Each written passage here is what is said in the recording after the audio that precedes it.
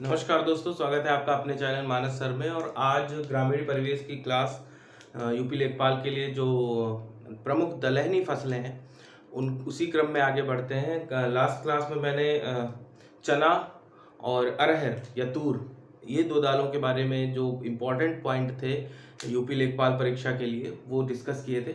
आज उसी में आगे बढ़ते हुए जो प्रमुख और जो दलहनी फसलें जिनका उत्पादन भारत में किया जाता है उसके बारे में मैं डिस्कस करूंगा। और मैंने बताया था कि दालें भारत में जो प्रोटीन की मीन्स उपलब्धता है या प्रोटीन की प्रमुख स्रोत है। ठीक है, तो उसी क्रम में आगे बढ़ते हुए अगला जो प्रकार है, अगली जो दाल है वो है उड़द। ठीक है, ये कैसी फसल है? ये एक खरीफ की फसल है। इसका वैज्ञानिक नाम विग्ना मुंगो है। इसकी उत्पत्ति भारत में मानी जाती है। ठीक है, उड़द की दाल की। इसमें 24% प्रोटीन पाया जाता है। कौन सी दाल है जिसमें फास्फोरिक एसिड या फास्फोरिक अम्ल पाया जाता है? तो वो दाल उड़द की दाल है। ठीक है, इसकी जो प्रमुख किस्में हैं कृष्णा, बरखा, खरगोन और बसंत। कृष्णा, बरखा, खरगोन और बसंत, 2-3 बार पढ़ेंगे तो याद हो जाएगा। उत्पादन की दृष्टि से भारत में ये सबसे ज्यादा मीन्स उत्पादन की दृष्टि से विश्व में भारत शीर्ष पर है। और भारत में अगर बात करें तो महाराष्ट्र और उसके बाद आंध्र प्रदेश में उड़द की दाल का उत्पादन किया जाता है। ठीक है, शीर्ष राज्य है। इसका जो मिनिमम सपोर्ट प्राइस है या जो न्यूनतम समर्थन मूल्य सरकार ने निर्धारित किया है वो 6300 रुपए प्रति क्विंटल है। 6300 रुपए प्रति क्विंटल इसका एमएसपी है। ठीक है, तो उड़द की दाल खरीफ की फसल है। इसका वैज्ञानिक नाम विग्ना मुंगो है।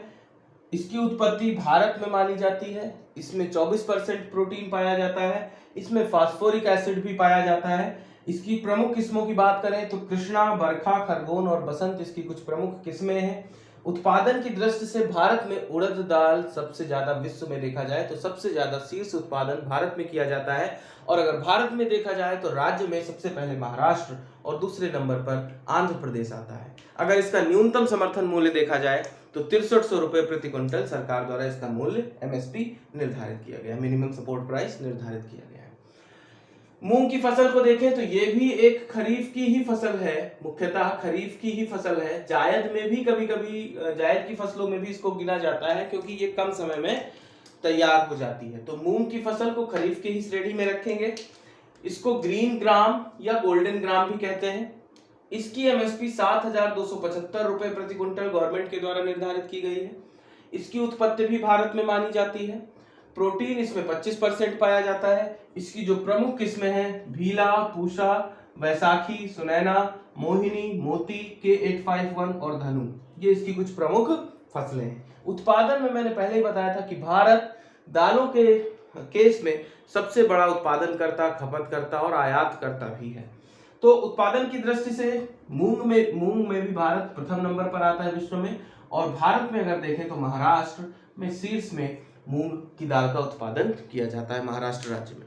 ठीक है, तो ये दो दालें हो गई, फिर से देख लीजिए। उड़द की दाल खरीफ की फसल है। इसका वैज्ञानिक नाम विग्ना मुंगो है। इसकी उत्पत्ति भारत में मानी जाती है। इसमें प्रोटीन 24% पाया जाता है।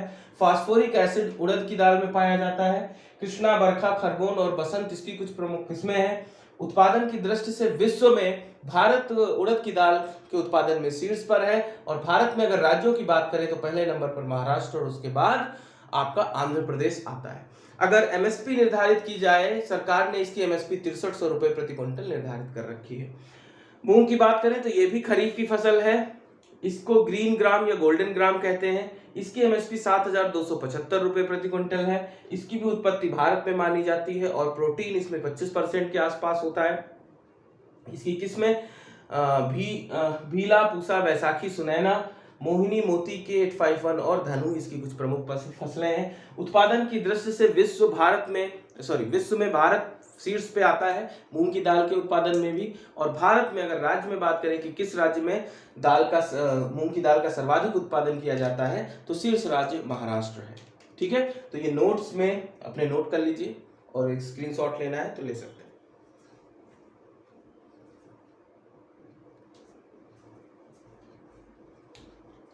आगे देखिए, इसमें नेक्स्ट जो टाइप है पल्सेस का जो दाल का नेक्स्ट टाइप है उसमें आता है मसूर, जिसको लेंटिल भी कहते हैं, लेंटिल। ओके, ये रबी ऋतु की फसल है, मसूर रबी ऋतु की फसल है।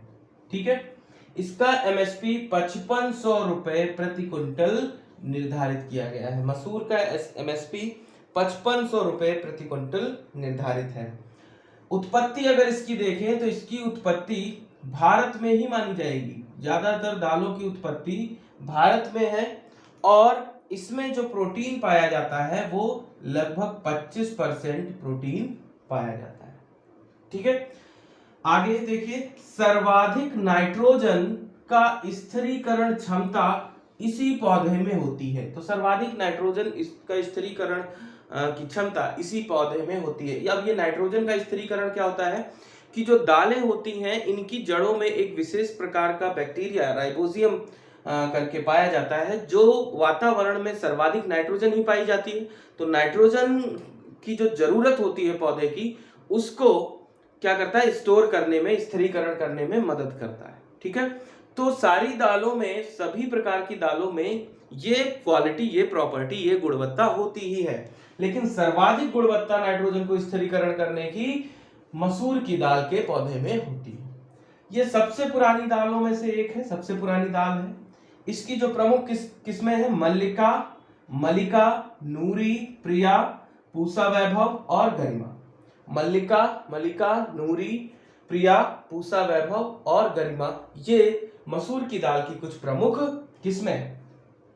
उत्पादन की दृष्टि से देखें तो विश्व में उत्पादन में शीर्ष पे भारत है, और भारत में देखें तो उत्तर प्रदेश शीर्ष पे है, और फिर मध्य प्रदेश, और उसके बाद पश्चिम बंगाल आता है। उत्तर प्रदेश कुल मसूर की दाल का 40%, भारत में जितना उत्पादन होता है उसका 40% भाग सिर्फ और सिर्फ एक राज्य उत्तर प्रदेश उत्पादित करता है। ठीक है, तो मसूर की दाल रबी ऋतु की फसल है। इसका एमएसपी 5500 रुपए प्रति क्विंटल निर्धारित है।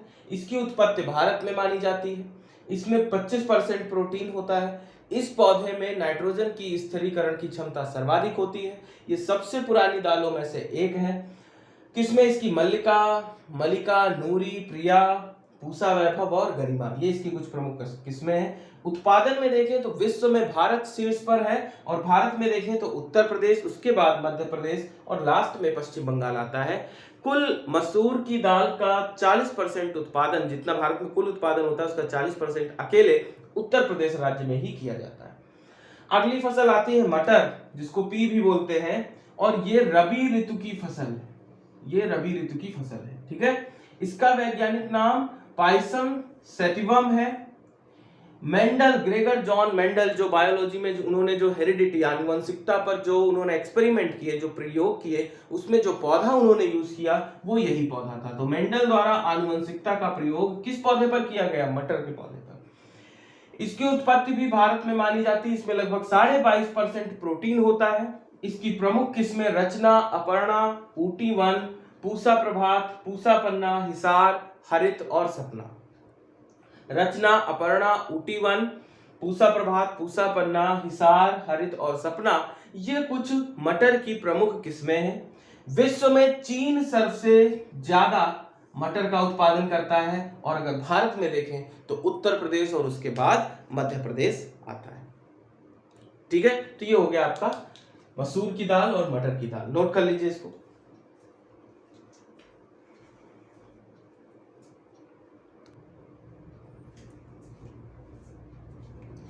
आइए आगे देखिए। नेक्स्ट जो टाइप है दाल का वो है खोसारी दाल। ठीक है, तो ये खोसारी दाल में एक एसिड पाया जाता है, डाई एमिनो प्रोपियोनिक एसिड, है ना। ये खोसारी दाल में पाया जाता है, जो कि स्वास्थ्य के लिए हानिकारक होता है, स्वास्थ्य के लिए हानिकारक होता है। इसलिए इस पे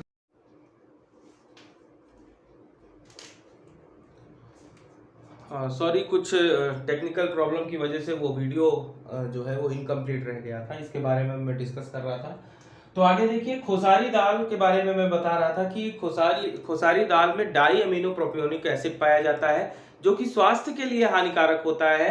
इसलिए सरकार ने 1961 में इस पे प्रतिबंध लगा दिया था, इसके प्रयोग पे 1961 ईस्वी में इस पे प्रतिबंध लग गया था, लेकिन अभी कुछ साल पहले इस प्रतिबंध को हटा दिया गया है। इसकी खोसारी दाल की दो प्रमुख किस्में हैं, रतन और प्रतीक। ठीक है, आगे देखिए ग्वार। ग्वार एक प्रमुख फसल है, भारत में सर्वाधिक उत्पादन इसका किया जाता है। शेल गैस के निष्कर्षण में इसका प्रयोग किया जाता है। यूएसए को ये जो ग्वार फसल का, जो ग्वार की दाल का उत्पादन होता है, वो ज्यादा से ज्यादा पार्ट यूएसए को निर्यात कर दिया जाता है, क्योंकि यूएसए में शेल गैस का निष्कर्षण सबसे ज्यादा किया जाता है, तो वहां पे इसको प्रयोग किया जाता है। ठीक है, भारतीय दलहन शोध संस्थान भारत में कहाँ स्थित है? तो उत्तर प्रदेश के कानपुर शहर में ये स्थित है, याद रखेंगे।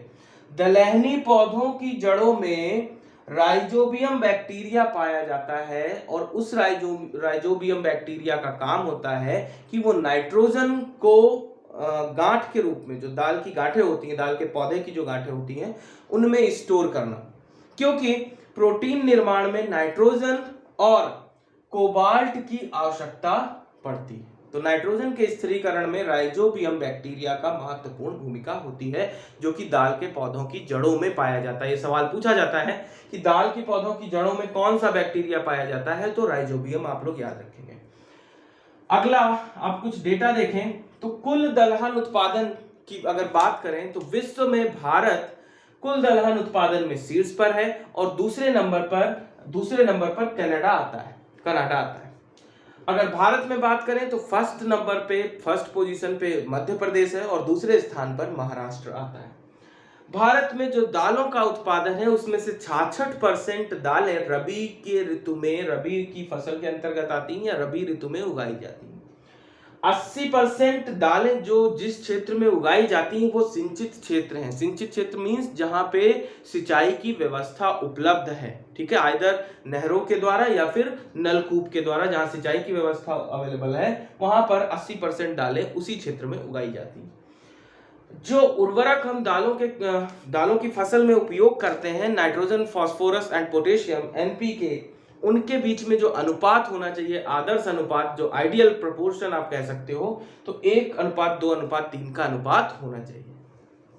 ठीक है, तो ये कुछ प्रमुख जो दालें हैं उसके बारे में यहीं तक अब ये कंप्लीट होता है, और अगली आने वाली क्लास में मैं तिलहन की फसलें उसको डिस्कस करूंगा। थोड़ा सा टेक्निकल ग्लिच की वजह से हमारा जो चल रहा था वीडियो थोड़ा डिसकंटिन्यू हो गया, उसके लिए मैं क्षमा चाहूंगा, लेकिन बाकी सारी डेटा आप नोट करें, नोट्स जरूर बनाएं। मेरी तरफ से ये सजेशन आप सभी के लिए है कि अगर एग्जाम में अच्छा परफॉर्म करना है तो मेक योर नोट्स, बिकॉज जब आप रिवीजन करेंगे then at that time that notes will be more helpful. Okay, so जब भी आप चीजों को देखें उन्हें नोट करें, अपने नोट्स बनाएं और उन्हें रिवाइज करें। चाहे जितना इधर उधर से पढ़ते रहें आप, YouTube पे इतने सारे मटेरियल अवेलेबल हैं, लेकिन अगर आप उनका रिवीजन नहीं करते हैं तो it is difficult to remember that. Okay, तो ठीक है बेटा, आज की क्लास यहीं तक रखते हैं। उम्मीद करता हूँ आपको आज की क्लास अच्छी लगी होगी, और वीडियो को जब भी आप देखें तो उसे लाइक करें, उस पर कमेंट करें, जिससे कि मुझे अच्छा लगे, और अपने दोस्तों को मेरे चैनल से जोड़ें, मीन्स वीडियो को शेयर करें, और अगर चैनल को सब्सक्राइब नहीं किया है तो अभी सब्सक्राइब करें। ठीक है, तो मिलते हैं नेक्स्ट क्लास में। आपका बहुत बहुत धन्यवाद। जय हिंद।